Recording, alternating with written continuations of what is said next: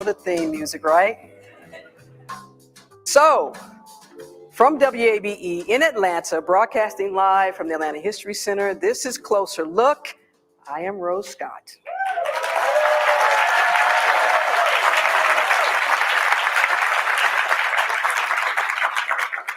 I can't think of a better reason to have a quality conversation than the one we're going to have today.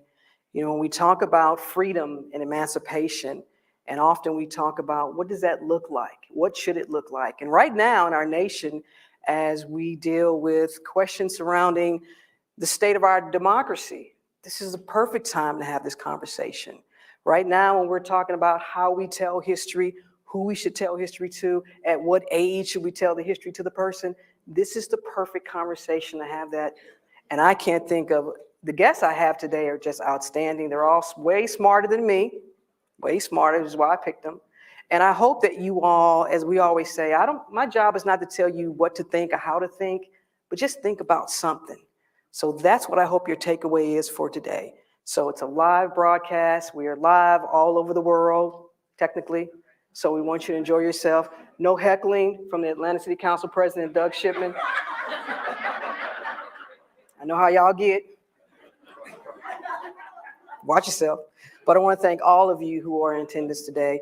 And I also want to go ahead and bring out our guests because they are extraordinary. I'll read their bios in just a second, but I want to welcome from Georgia State University two outstanding professors, Professor Tiffany Player,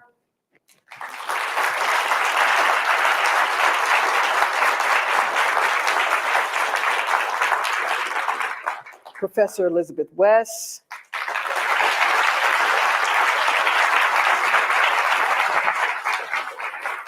and from Oglethorpe University, she's the Director of Diversity, Equity, and all that good stuff, Dr. Laura Renee Chandler.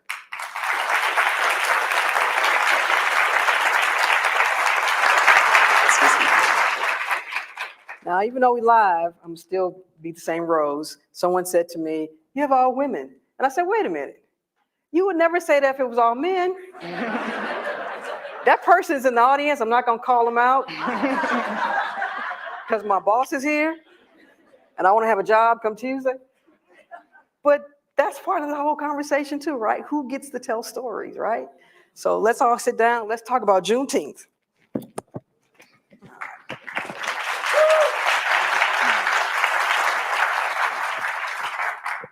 Professor Player, I want to start with you because we had this conversation, maybe a year ago, and we were talking about Juneteenth. And I remember asking you, what do you think people often get wrong about Juneteenth and what it really is and what really happened?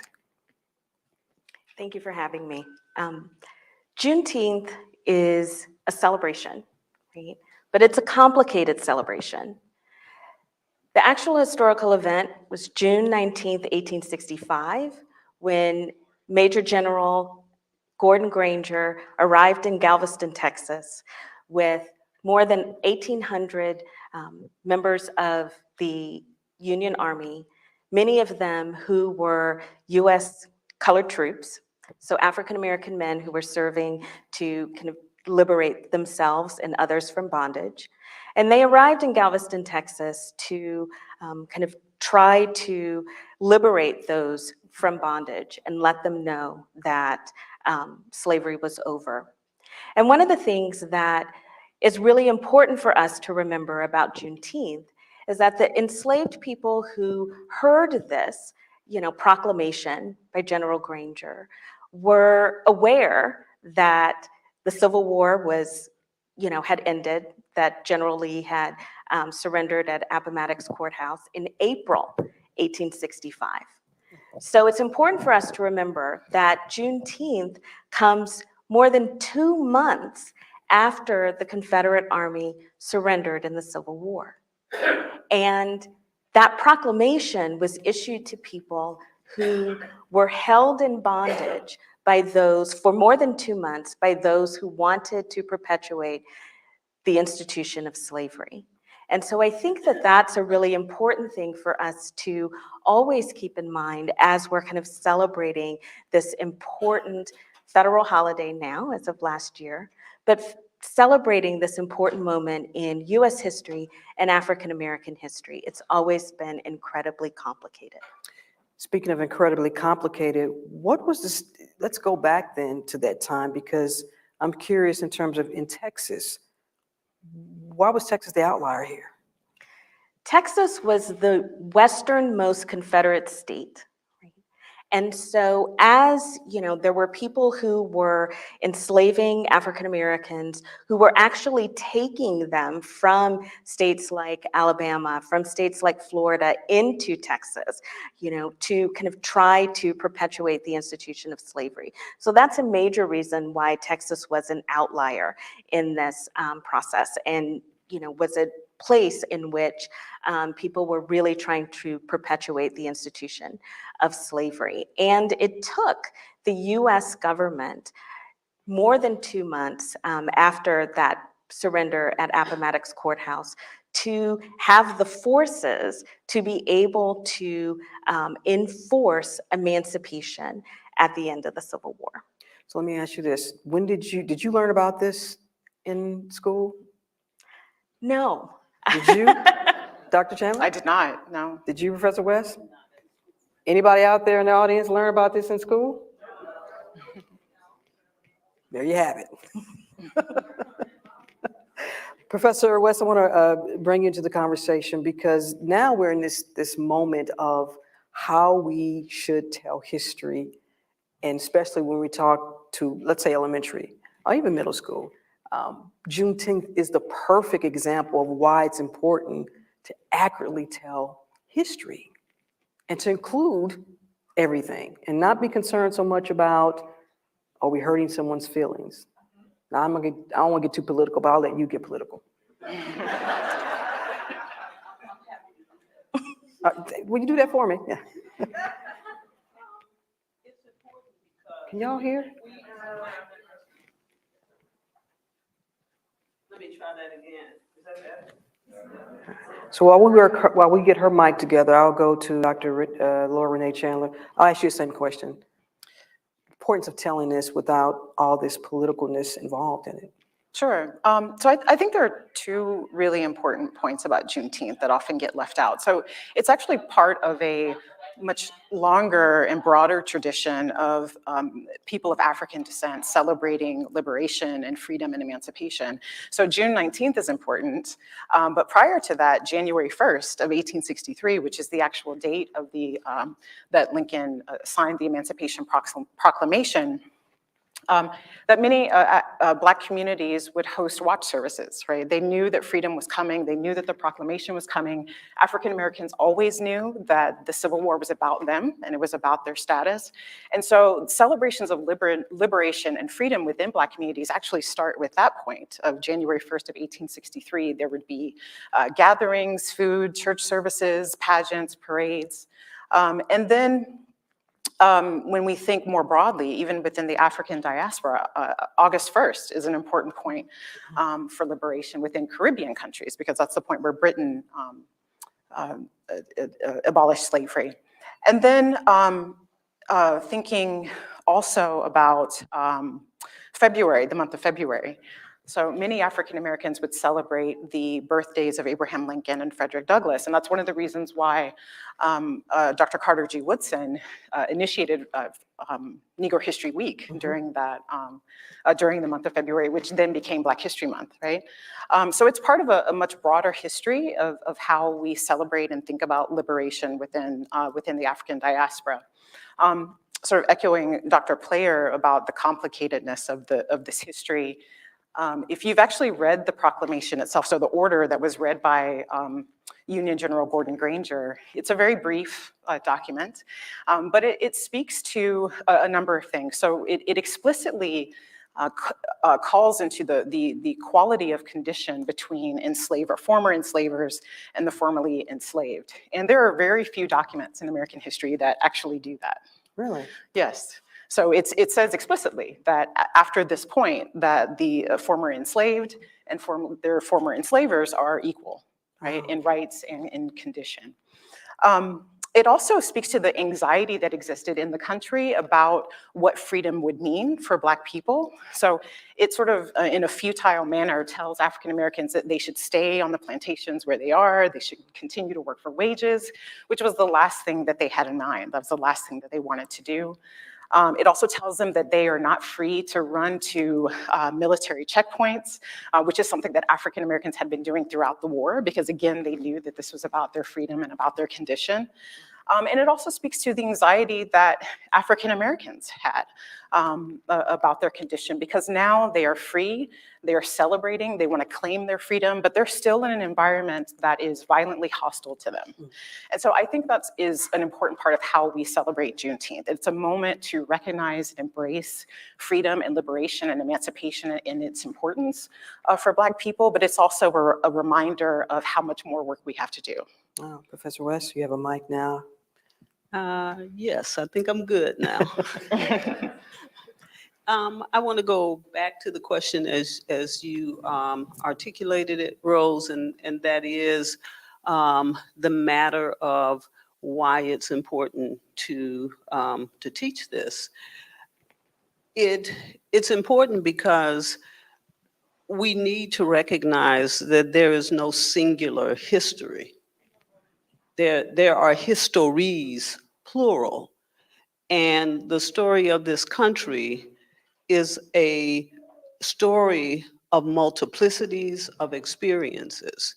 And those experiences extend beyond the perspective of the colonists who, who were able to defeat their mother country and then create a nation. It is a story of all the other people who were here, and particularly African Americans. So if we're going to tell our history, and that's our plural, meaning the United States as a collective of indigenous people, of African Americans, of European Americans, of the Chinese and Japanese who came later.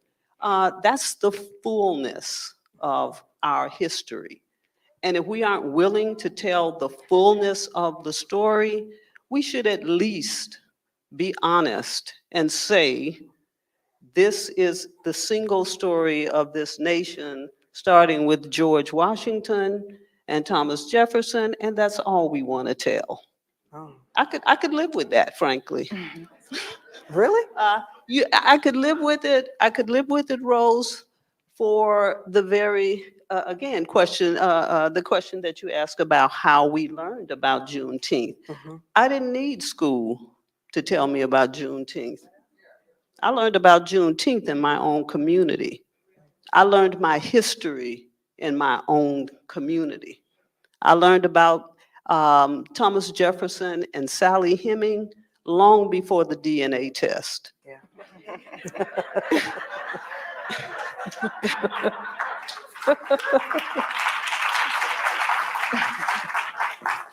I'll stop there, but I No, I mean, hey, live show, I can't do nothing. but I say that to make the point, and the holiday is important if we want to extend it and share it with the nation. But I want to emphasize that Black people are sharing this holiday. This has always been our holiday, and I'm happy to share it. But I think it's important that we acknowledge that it existed before the validation of the federal government. Let me stay with you for a second, Professor West. Were you surprised then when the United States finally said, okay, Juneteenth will now be except for folk in South Dakota. I don't know what's going on in South Dakota. They got some issues. They are not recognizing Juneteenth. Sheffield is here from Atlanta History Center. Do we need to take a caravan there? I don't know what's happening with South Dakota. But most of all the states are recognizing Juneteenth except South Dakota. Don't ask me why. We'll get them on the show. But were you surprised that finally now we have Juneteenth as a federal holiday?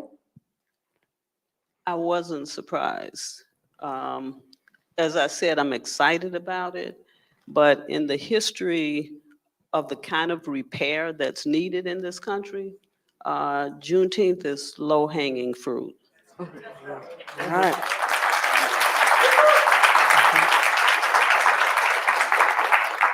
Professor Player, let's talk then about the politics now of how we are now telling stories, whether it's through divisive concepts or CRT.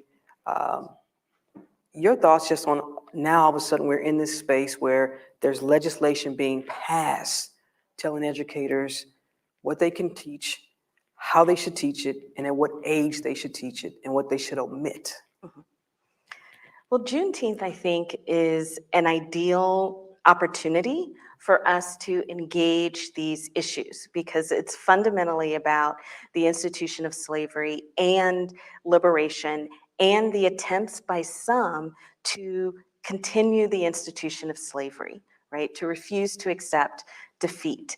And Juneteenth has always been, as Professor West kind of mentioned, I mean, really an important part of a commemoration in African American communities that has a really long tradition, as Professor Chandler mentioned. But one of the things that's really important for us to, kind of consider as we're commemorating this holiday, I mean, I was surprised actually that this federal holiday was designated last year, but I wasn't surprised about the rise of opposition to critical race theory or the attempts to control what's being taught in the classroom. I mean, schools have become spaces where people can, and students especially, can ask questions, and schools have been a safe space for students to be able to tackle difficult issues. And so I think kind of in many ways what's happening over the last couple of years is this kind of duality that's always been present in American history and society, where we have some gains and opposition to issues of equality and diversity and equity. Because the more people ask questions, and students, I mean, in my experience, the students have been really eager of all, from all backgrounds to discuss these issues and to be able to learn the skills to sift through all of the noise, all of the information and misinformation that's out there. And so Juneteenth can be an opportunity to really kind of dive deeply into it because you can't shy away from the fact that it's about the institution of slavery. It's not about states' rights, right? It's not about African Americans not wanting liberation from the institution of slavery or the uneven ways in which the federal government has protected the rights of African Americans. I mean, Juneteenth has all of that,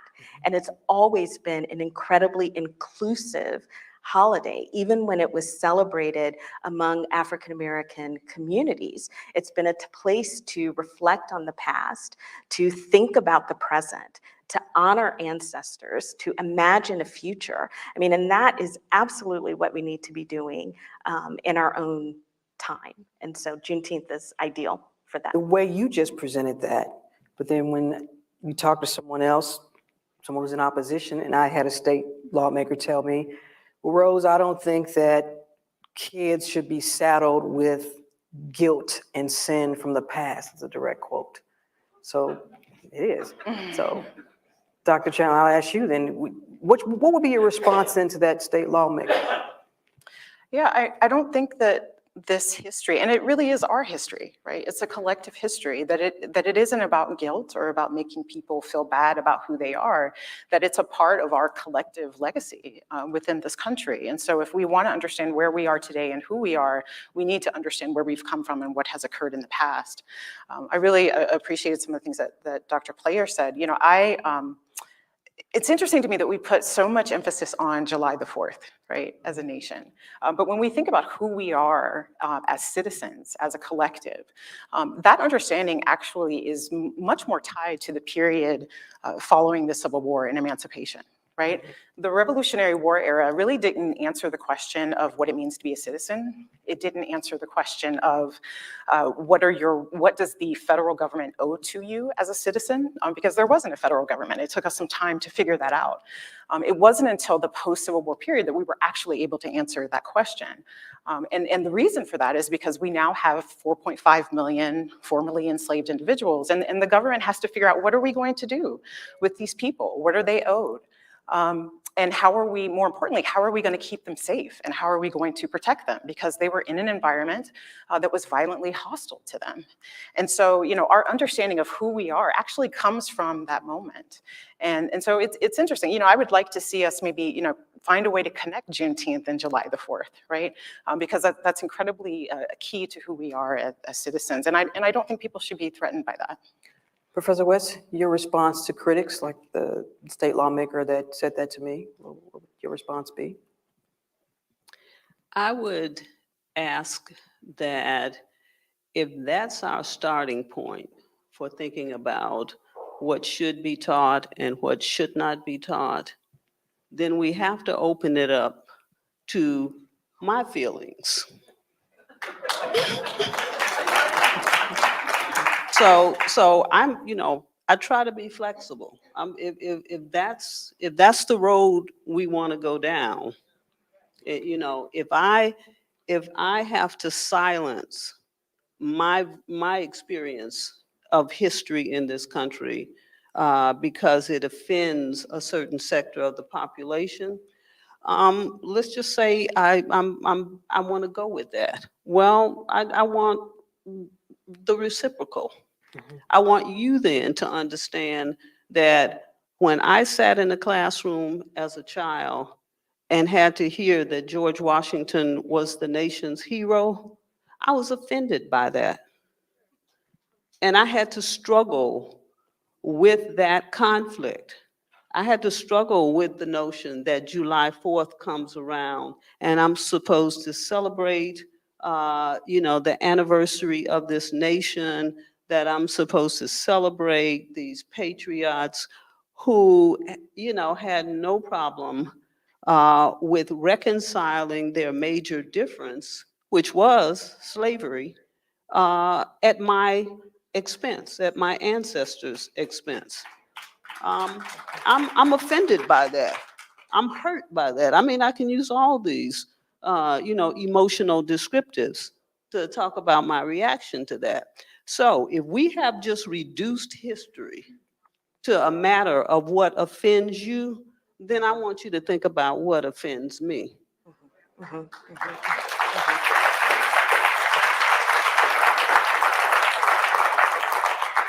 We need a clap meter for you because you just. In Georgia, and divisive concepts means the law. Educators cannot teach that America is inherently racist or that a particular race is responsible for racism. That's a fact. I didn't make it up. Just sign into law.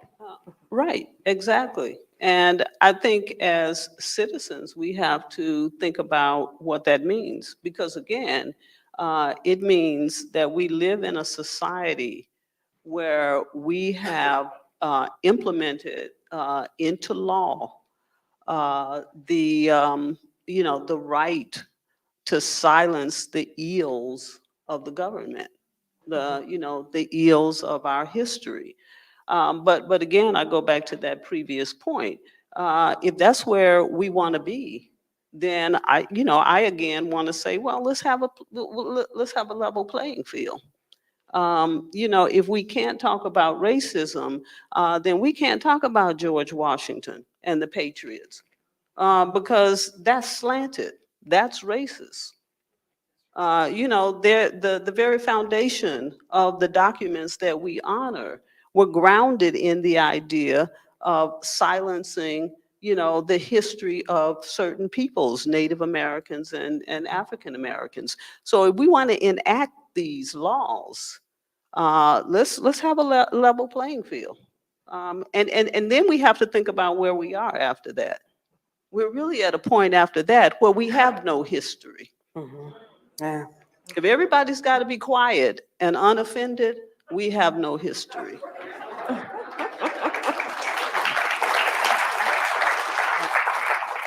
Dr. Chandler, your thoughts on, not just here in Georgia, but many other state legislatures around the nation have passed some type of divisive concepts law.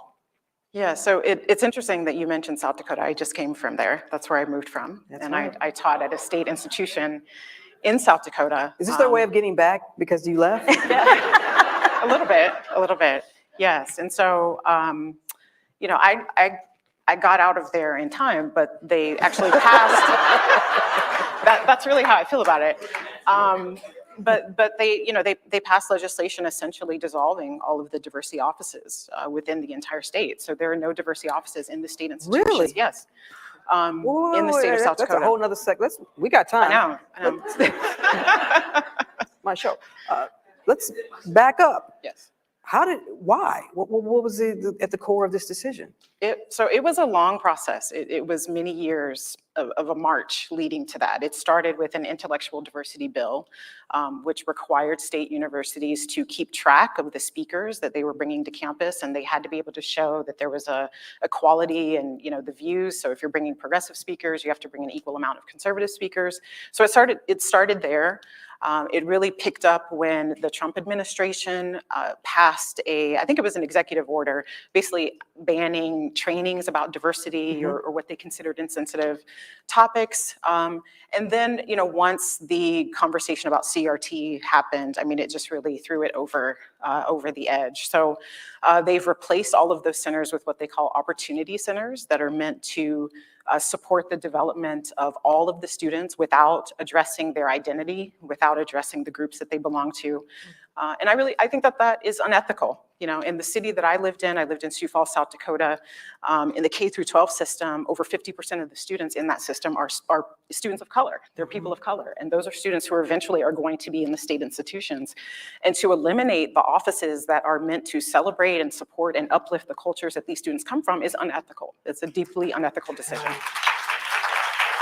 So, and I did want to answer the question that you asked. You know, I think that if you are so certain about how right you are and how right your ideas are, then just be willing to put your ideas out there in the marketplace, right? Like, let them compete with other narratives, with other histories, with other ideas. You don't need to pass legislation or laws to silence the other side, right? And that's an indication of the fact that you know that you're wrong and that you can't compete. So.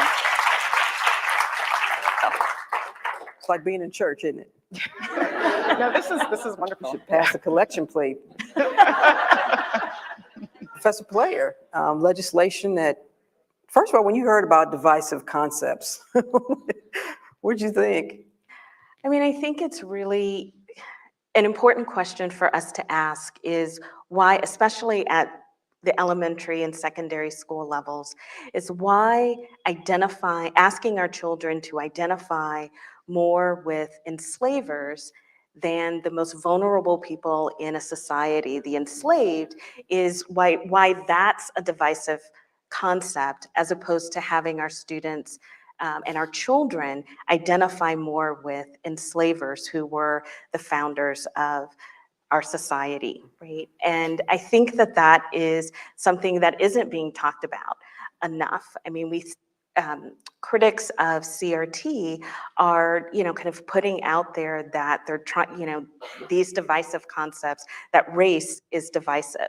When you look back at the historical record, I mean, the people who were creating this country to be an exclusive place, a white supremacist place, were very explicit about race. And so even these critics of CRT are not being true to what the people they purport to venerate were about. And I think that is one of the really frustrating things. And so when you're stifling the curiosity of our children and telling them that there are certain things that they can't talk about, or there are certain aspects of their identity that they have to, kind of put aside, or that, they making a direct line, really between enslavers of the 17th and 18th century to the 21st century, that to me is deeply, deeply problematic. And it's selling our students short. They are interested in kind of learning about the past. And our past is ugly and violent and messy. And that's something that schools can be a place for that kind of really deep intellectual exchange. So discussion needs to be encouraged rather than labeled as divisive. Absolutely. We're going to take a break. When we come back, we'll continue the conversation. And we'll also talk about the importance of institutions like the Atlanta History Center, the Center for Civil Human Rights, other entities, and higher education to help correct some of the misconceptions about what critical race theory is and is not. So we'll take a break and we're back in just a moment.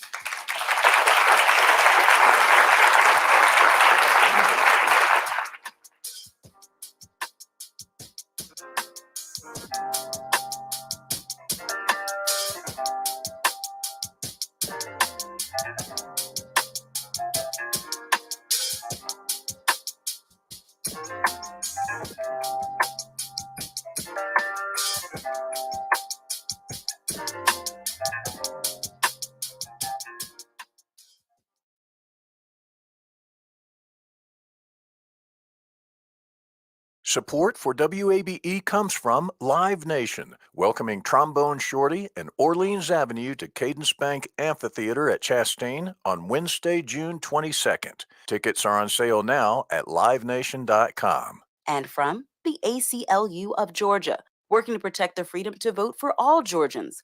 Learn more about the ACLU of Georgia and how you can support it through membership or donations at acluga.org. You can have 4 hours beginning at 10 o'clock for the blues.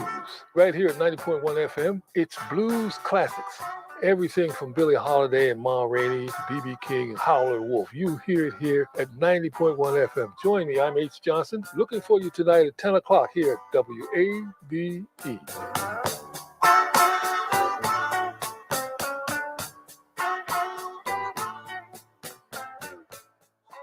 Support for WABE comes from Sora Schools, a student-centered middle and high school empowering the curious to forge their own path and learn through an education that's as unique as they are. Now enrolling for fall. Learn more at soraschools.com. And from the Fox Theater, presenting the Coca-Cola Summer Film Festival, kicking off with the 50th anniversary of The Godfather on June 17th, followed by Saturday morning cartoons and Indiana Jones and Raiders of the Lost Ark. Tickets at foxtheater.org.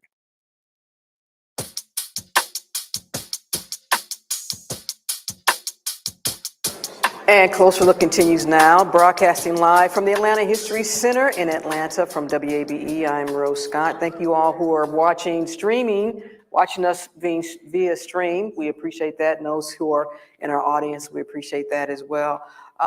Professor West, I want to start with you, come back with you. When we talk about then CRT, because there might be some folks in the audience that don't quite understand what's all this drama about critical race theory. I'm going to ask you, as I've asked people this before, what do folks get wrong about what critical race theory is? I think the thing that they get wrong, number one, is that it's something new. We've been doing this thing that we label critical race theory for some time now. I mean, at its most fundamental level, critical race theory is just asking us to consider how the otherwise ordinary experiences of American citizens get complicated when we have to consider the matter of race. So if you just think about the everyday experience of every citizen navigating our world, trying to find employment, trying to get an education, trying to look to the future and plan to the future in a world where technology and economics are making us have to reimagine our whole lives and future. That's everybody's experience. Now, add the layer of race to there, and then come talk to me. And I can tell you how much more complicated that gets. And what critical race theory is simply asking us to examine is how the matter of race impacts Black people, people of color, minoritized populations, to put them at disadvantages in a system that we presume is otherwise equal. So again, there's nothing magical or new about critical race theory. I've taught it. In fact, when I was, trained as a PhD candidate in my field of study, it wasn't called critical race theory. It was just called getting an education. Again,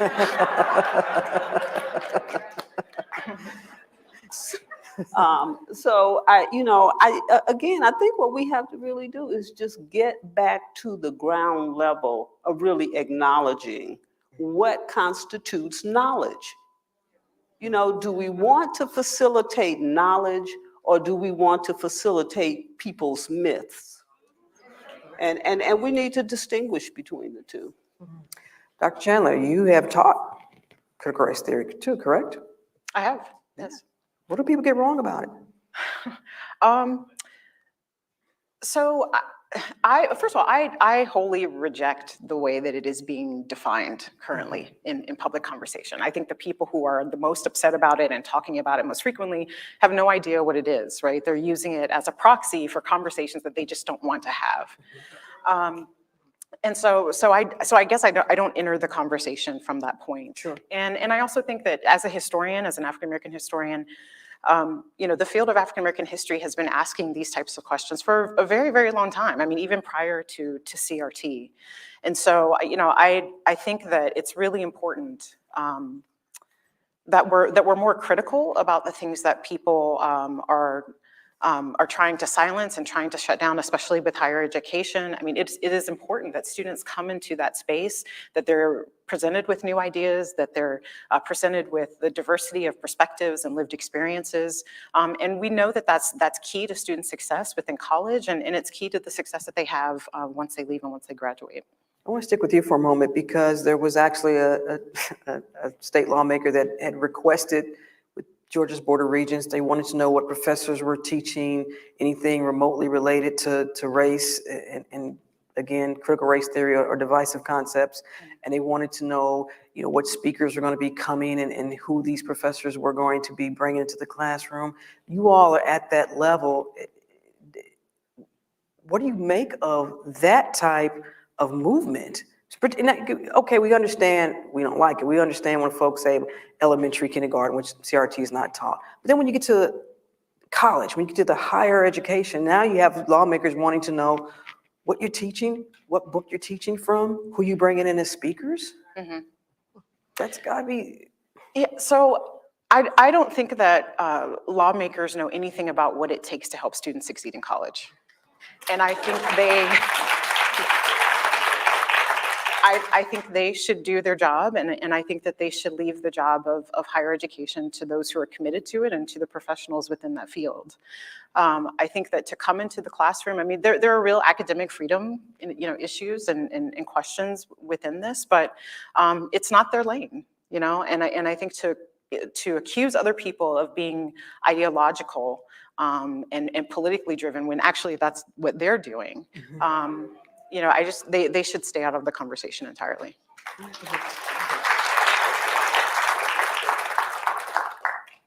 Some of the lawmakers are members of WABE. I hope they just. I know my CEO Jennifer Dorn is here. I'm sorry, gotcha. And that's what an accomplice looks like, someone that got your support. Exactly. Professor Player, lawmakers want to know what y'all doing over there at Georgia State. I mean, I think it's just thinking about it from the perspective of somebody who cares about educating my students. I want and I strive to create an environment in which students can ask questions, regardless of the background that they come from, and kind of understanding how we all got to this space. And that is a really important process of learning that I think these kind of initiatives that are anti-CRT are mischaracterizing what it is and are kind of trying to control the education process in a way that does an incredible disservice to not only the professionals who have dedicated years of service to the profession, but also students. I mean, I think in these last few years, as these issues have become more in the forefront of our public conversations, I mean, I've had a lot of students from a variety of backgrounds who have said, I'm glad that we're having these conversations. I want to be able to think about how I can respond to people who come at them with really ignorant questions or ideological, kind of statements. They want those tools, and they're looking to us as professionals inside the classroom to be able to help them learn how to navigate the world that we have all inherited.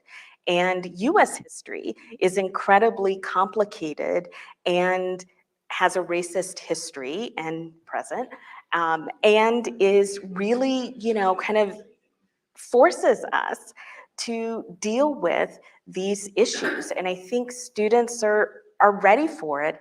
And I think they're capable of asking questions and learning to live in a diverse society, because that's what we have. So help students be better citizens. And that's not kind of towing one ideological line. That is helping them become critical thinkers. Let's go back then a little bit. Is there an age that you think it is appropriate to start talking about this nation's ugly truths? I think from the beginning. I think from the beginning, because our children see diversity. They have questions. So don't stymie those questions, or ignore or silence those questions, because that does a disservice to future generations. I mean, because they're ready to try and figure out how we got here, why people look different from them, why there are class differences. And I think that they can ask more honest questions and are ready for more honest answers than some of the adults. What do you say to some people, and I've had this conversation with parents that said, slavery is just too difficult, too challenging for me to talk to my 6-year-old about? Dr. Chan, what do you think? I mean, imagine if that was your history, like personally, right? Like if that was your lived experience. I mean, one thing that I tell my students is that, liberation and freedom are not metaphors when you're talking about Black people. They're not analogies.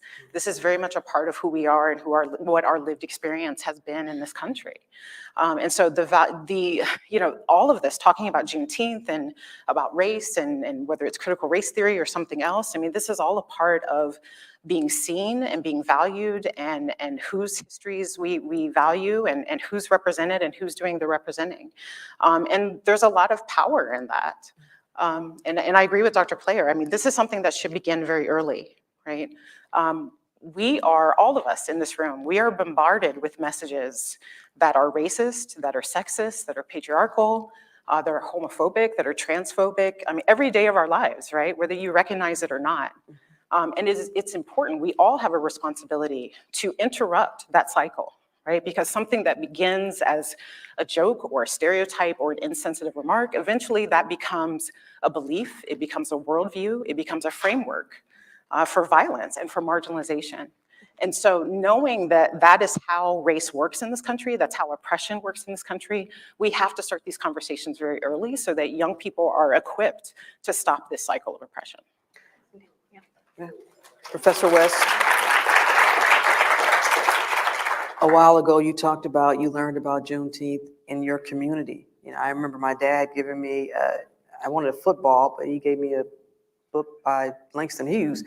I'm like, dude, what are you doing? I wanted a football. Read the book. I got the football later, but community is so important. Can you talk about the importance of community and also expectations from institutions like this, the Atlanta History Center and other institutions, to be a part of reaching out to the community, helping tell the accurate story? I think, and in fact, I've learned this from my own research that I've been in the weeds on for the past 6 years. And in these past 6 years of my current project, I've really come to understand why these kinds of institutions are so important.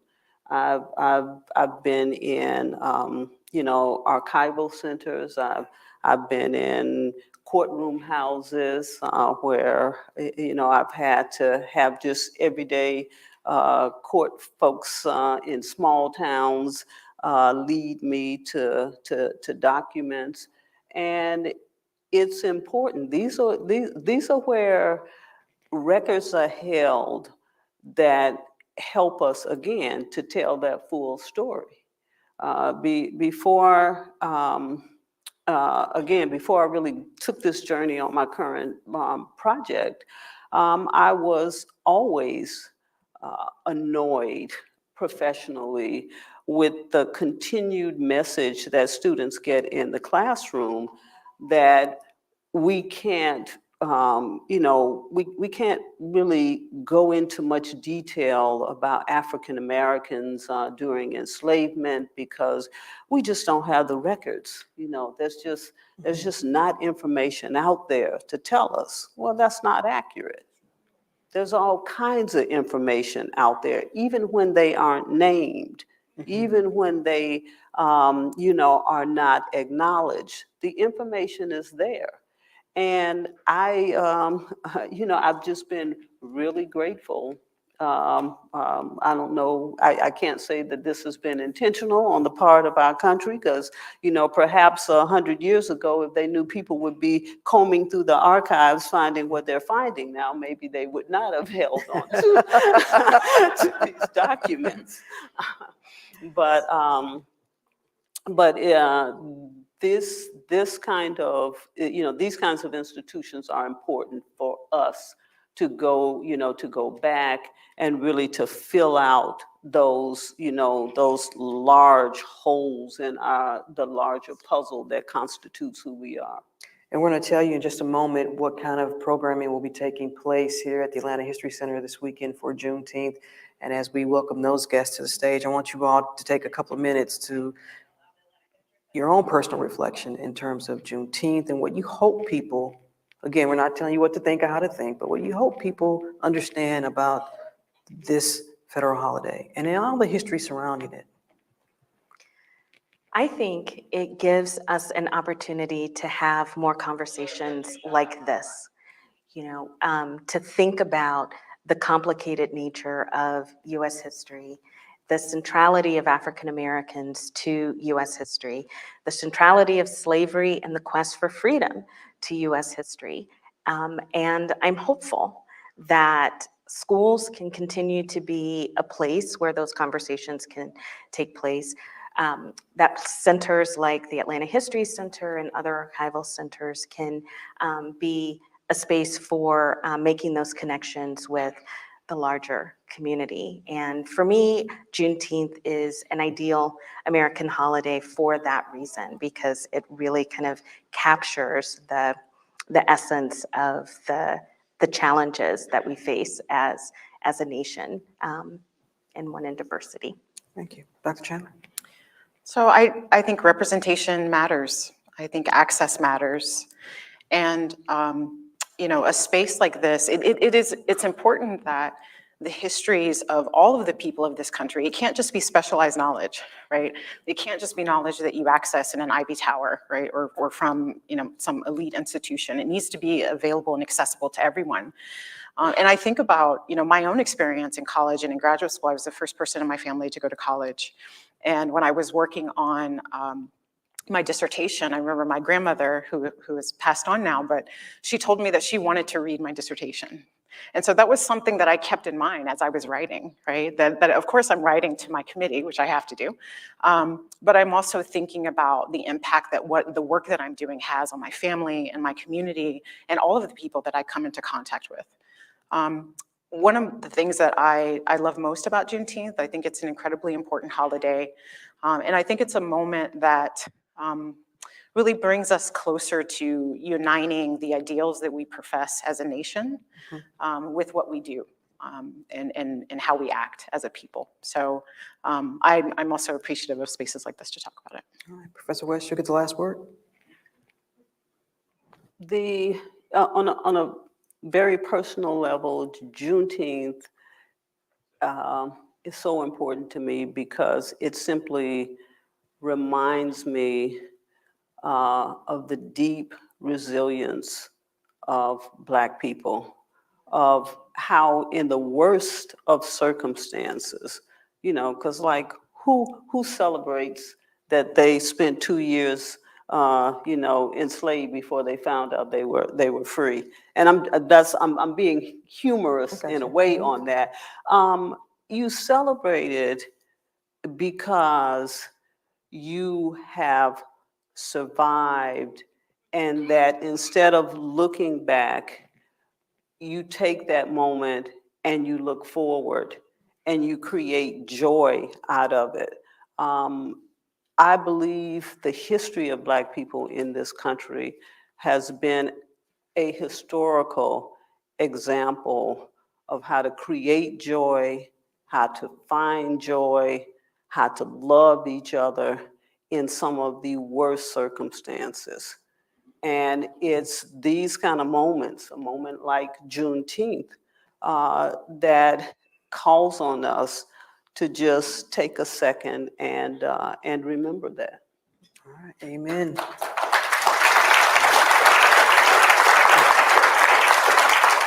We've got about 5 minutes, but I want to let you all know what is taking place this weekend at the Atlanta History Center. I want to bring out Christian Witherspoon, who's the Vice President of Digital Storytelling, and Shatavia Elder, who's Vice President of Education. So y'all have it. You got 4 minutes. Go.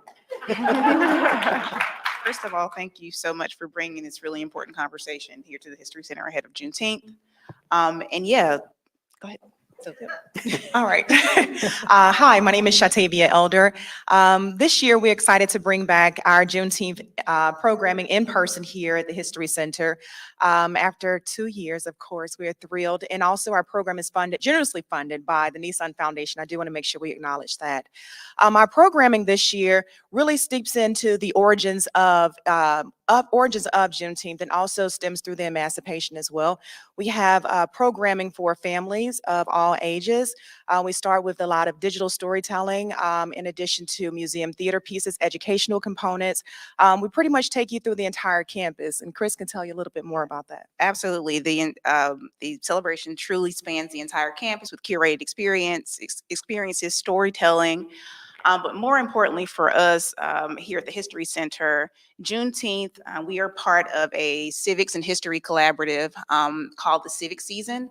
And the Civic Season really intentionally connects the holiday Juneteenth to July 4th and encourages civic engagement in ages 18 through 30. And so that is a really important initiative for us here at the History Center. And we are really excited to open up the campus to folks within the community to come and be engaged and enjoy the day with us on Sunday. And it's free. It's free. It's free. It's totally free. Bring your families out. You buried the lead. It is free. Absolutely. And we hope that you all will take advantage of that. I'll be out here this Sunday being educated, because that's what you all are here for. First of all, thank you so much to Atlanta History Center. Thank you so much to Georgia State, to Oglethorpe, Professor Player, Dr. Chandler, Professor West. I couldn't think of a better panel to have on. We're going to come back next year.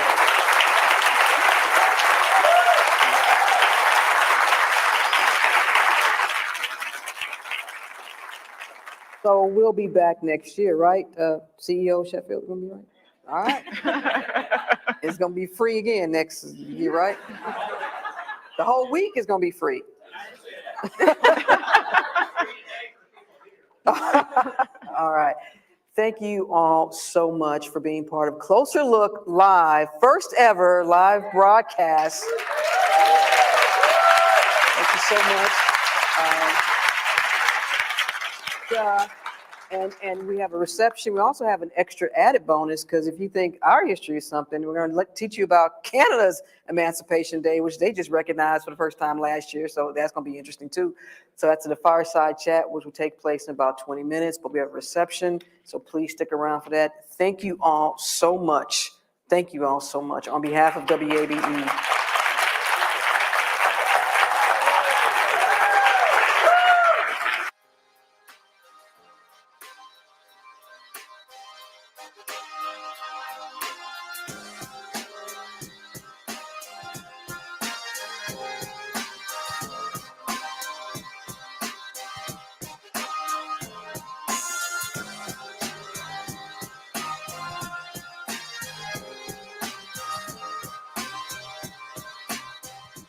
That's it for this edition of Closer Look. A big thanks to the entire Atlanta History Center staff, also the Canadian Consulate, our WABE multi-platform team, our WABE digital team, and our WABE marketing and communications team.